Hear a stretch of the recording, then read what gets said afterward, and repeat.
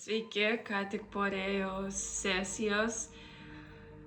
Nežinau, Rėjus visą laiką moka atstatyti atgal į vėžes, jeigu reikia spustelt ir jeigu reikia spyrę į užpakalį, irgi duodam.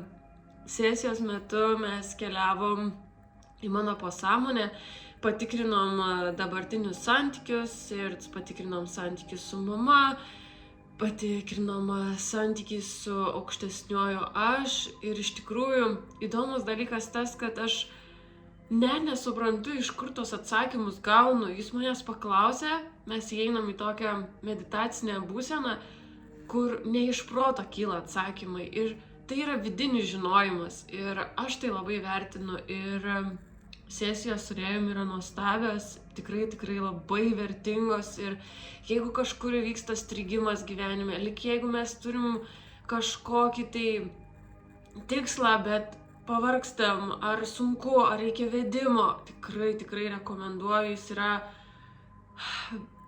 kosminės vertės žmogus šią žemę ir aš esu labai dėkinga, kad gavau galimybę su juo turėti sesiją ir ačiū tau labai, Rėjau, ir ačiū visiems, kurie dar su juo susitiks ateityje. Tai linkiu visiems gražios dienos ir ačiū.